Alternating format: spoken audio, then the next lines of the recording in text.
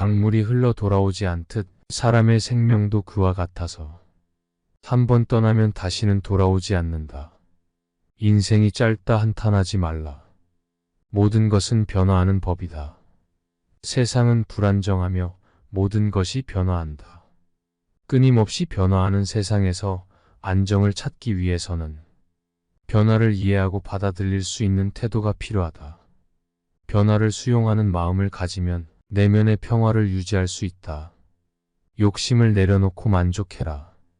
욕심과 탐욕은 우리를 고통스럽게 만드는 원인이다. 끝없는 욕망을 쫓는 대신 현재의 삶에 만족하며 간소하게 살아가야 한다. 욕심을 내려놓고 만족하는 마음을 가지면 진정한 행복을 찾을 수 있다. 이 세상에서 살아가는 것은 어려운 일이며 마음이 맞지 않는 사람들과 함께 살아가는 것은 더욱 어려운 일이다. 탄생과 죽음의 긴 여정에서 지친 여행자가 되는 것은 고통스러운 일이다. 그러므로 당신이 무지로 인해 지친 여행자가 되지 않기를 바란다. 그리고 어느 한 곳에 묶이지 않고 동서남북으로 자유롭게 살아가라. 사랑이든 의무든 어떤 이유로든 묶이는 것은 고통스러운 일이다. 불멸을 향해 가는 당신이여 어디에도 묶이지 않기를 바란다. 또한 어떤 이유로든 다른 사람을 묶지 않기를 바란다. 그것은 집착이며 지옥보다 더한 어둠이다. 떠나보내는 것은 우리에게 자유를 선사하며 자유는 행복의 유일한 조건이다. 만약 우리가 분노, 불안, 소유 등 어떤 것에라도 집착한다면 우리는 자유롭지 못하다. 혼자가 된다는 것을 두려워하지 말라. 우리는 결국 혼자서 이 세상에 태어나고 다시 혼자서 이 세상을 떠나게 된다. 이 사실을 우리 모두가 알고 있지만 때때로 잊어버리기도 하고 때로는 여럿이 있을 때보다 더 외롭다고 느낄 때도 있다. 외롭지 않을 것이라 생각했는데 그렇지 않다는 것을 깨닫는 순간 우리는 방황하기 시작한다. 혼자 서는 것은 두려움과 걱정을 동반하는 일이다. 사람들과의 친밀한 관계에서 삶의 풍요를 느끼다가도 그 관계가 언제 끊어질지 모르는 불안함에 방향을 잃게 될 때가 있다. 다행히도 삶의 후반부로 가면서 대체로 감정적 의존성은 줄어들게 된다.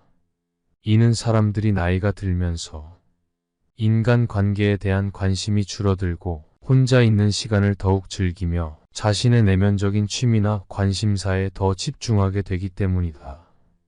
이러한 변화가 삶의 후반부에 찾아오는 것은 아마도 죽음에 의해 불가피하게 이별을 해야 하는 상황을 덜 힘들게 하기 위한 자연의 자비스러운 계획일지도 모른다. 그렇지만 그럼에도 불구하고 혼자 있는 시간은 어떤 사람에게는 고요한 고독의 시간이 될 수 있으며 다른 사람에게는 극심한 외로움의 시간이 될 수 있다. 인생의 짧음을 깨닫고 어떻게 살아갈 것인지에 대해 고민해야 한다. 나는 어떤 존재인가? 나는 무엇을 추구하는가?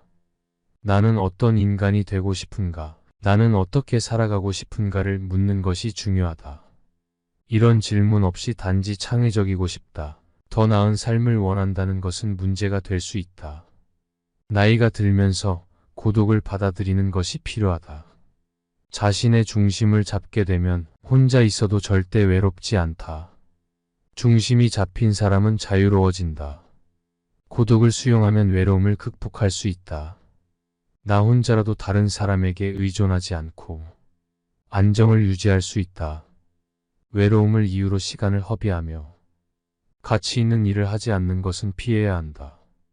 혼란과 혼동을 버리고 세상의 모든 애착과 집착에서 벗어나야 한다. 현명한 사람을 동반자로 삼지 못하면 악을 행하는 것보다는 자신이 세운 세상을 떠나 혼자서 선을 행하는 것이 낫다. 어리석은 사람과 함께하는 것보다는 혼자서 선을 행하는 것이 좋다. 코끼리가 소란에서 자신을 보호하듯 혼자서 악행을 피하는 것이 좋다. 인생은 결국 혼자서 떠나는 긴 여행이다. 그 사이의 모든 것은 인연에 의해 생겨나고 인연이 끝나면 사라진다. 때가 되면 결국 각자의 길을 가게 된다. 항상 누군가와 함께 있을 수는 없으며 더욱이 오랫동안 함께 있을 수는 없다. 외로운 무소의 뿔처럼 혼자서 가야 한다. 만남이 길어지면 사랑과 그리움이 생기고 그로 인해 괴로움이 따르게 된다. 사랑과 그리움으로 인해 걱정거리가 생기는 것을 깊이 이해하고 무소의 뿔처럼 혼자서 가야 한다. 사람들을 너무 사랑하여 마음에서 그들을 떠나지 못하면 나 자신의 길을 걷는 것이 어려워진다. 학습하는 사람은 존경받는 삶을 살 수 있다. 법구경에서도 이와 같은 말이 나오지 않는가? 배우는 것에 노력을 기울이지 않고 시간이 흘러가며 단지 나이만 쌓는다면 그는 늙은 소와 같다. 그의 몸은 늙어 주름이 깊어지지만 그의 지혜는 전혀 성장하지 않는다. 나이가 들면서 외형이 변하고 낡은 수레와 같아지지만 법은 고통을 없앨 수 있으므로 열심히 배워야 한다. 나이를 먹는 것은 겉모습을 위한 것이 아니다. 나이를 먹은 것으로 자신을 강조하려는 사람들이 많지만 누가 성인이고 누가 아이인지는 나이로 판단할 수 없다. 나이가 많다고 해서 반드시 존경받아야 하는 것이 아니며 어린 나이라고 해서 모르는 것이 아니다. 나이가 들어가면서도 자신의 내면을 돌아보고 삶의 의미를 찾는 것이 중요하다. 깊은 내면의 탐색을 통해 평화와 지혜를 발견하고 자신의 삶을 즐기며 타인에게 기여하는 삶을 살아가야 한다. 그러나 이런 과정은 어렵고 노력이 필요하다. 그래서 우리는 나이가 들어가면서도 겸손한 마음으로 삶의 의미를 찾아가는 것이 중요하다. 또한 자신의 삶을 평화롭게 살아가기 위해서는 주변 환경과 자신의 태도에 대해 신경 써야 하며 자신의 행동을 철저히 관리해야 한다. 나이가 들어서야 자신의 내면을 탐색하고 삶의 의미를 찾는다고 해서 절대 늦은 것이 아니다.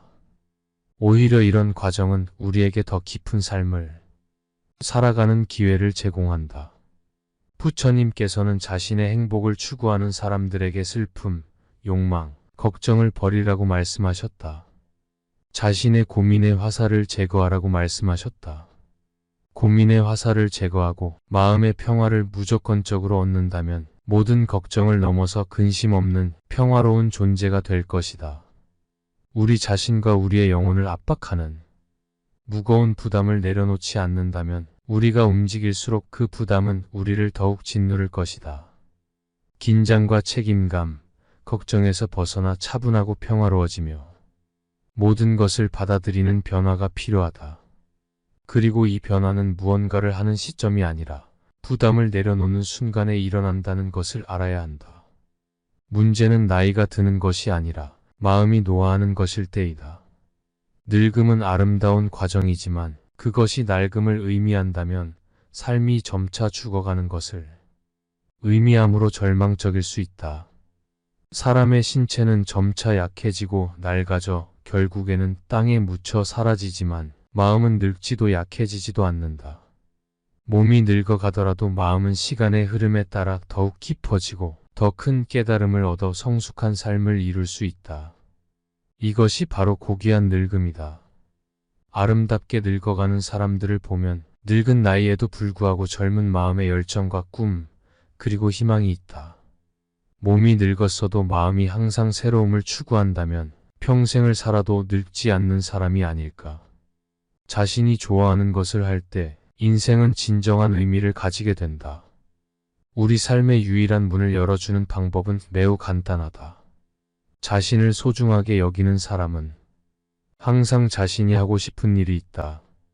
하고 싶은 일이 있다는 것은 생기가 있다는 것을 의미한다. 새로운 경험을 상상하는 것만으로도 즉시 기쁨을 느낀다. 이런 기쁨이 바로 아름답게 늙어가는 비결의 전부이다. 죽을 때까지 변하지 않고 사람들과 친밀한 관계를 유지하고 그 관계에서 행복을 느끼는 사람들도 있다. 지혜의 빛을 추구하는 것은 즐거운 일이며 악에서 벗어나는 것은 더욱 즐거운 일이다. 왜 사람들은 선하지 않음에도 선한 것처럼 행동하고 고통스러움에도 즐거움을 가장하는가? 사람들은 자신이 좋아하는 일을 하거나 사랑하는 사람을 만나도 두려움에 뒷걸음치며 사회로 돌아가고 원망과 고통으로 가득 찬 삶을 이어간다. 사회의 주류에서 밀려날까 두려워한다. 어려움에 직면하면 갈 수 있는 길이 단 하나뿐인 것처럼 느껴진다. 그것이 아니면 안 된다고 생각할 수도 있다. 그러나 세상에는 그것이 아니면 안 되는 것은 없다. 그것이 아니면 안 된다는 생각은 우리를 좁은 공간에 가두어 버린다. 자신의 기준으로만 세상을 바라보면 세상의 모든 것을 그대로 볼 수 있는 기회를 스스로 포기하게 된다. 완벽한 결혼을 추구해야만 한다는 강박에 사로잡혀 있다면 이미 고통을 겪고 있는 것이다. 생각을 바꾸면 완벽한 연애나 결혼을 추구하는 것이 아니라 인생의 다른 면을 체험할 수 있다. 생각을 바꾸면 한 가지 상태에만 매몰되지 않게 된다. 우리는 개념 속에서 살아간다. 자신을 특정한 개념의 틀에 가두고 그 개념을 세상의 전부라고 믿으며 살아간다. 그리고 개념을 좋음과 나쁨, 성공과 실패의 두 가지 세계로 나눈다. 무엇이 성공이고 무엇이 실패인지는 누가 정하는 것일까?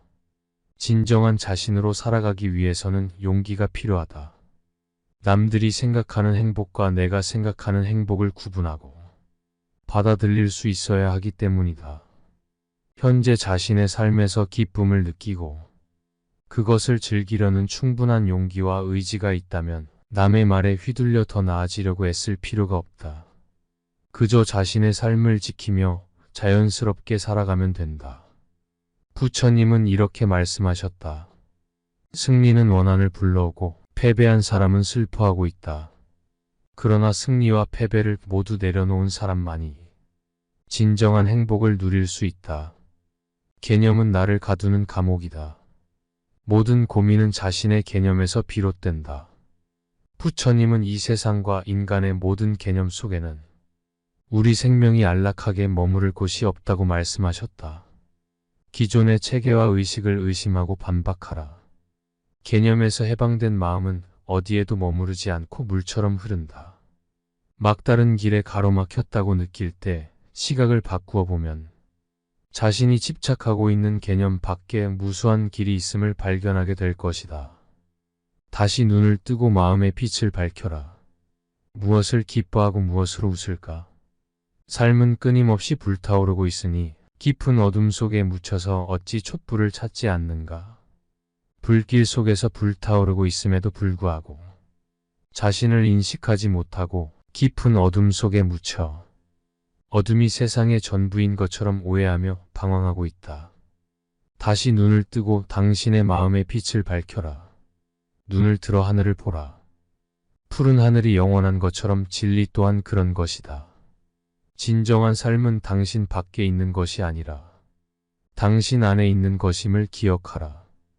영원하지 않고 고통을 주는 것은 항상 변화하고 바뀌는 것이다. 당신이 생각하고 있는 나를 벗어나라.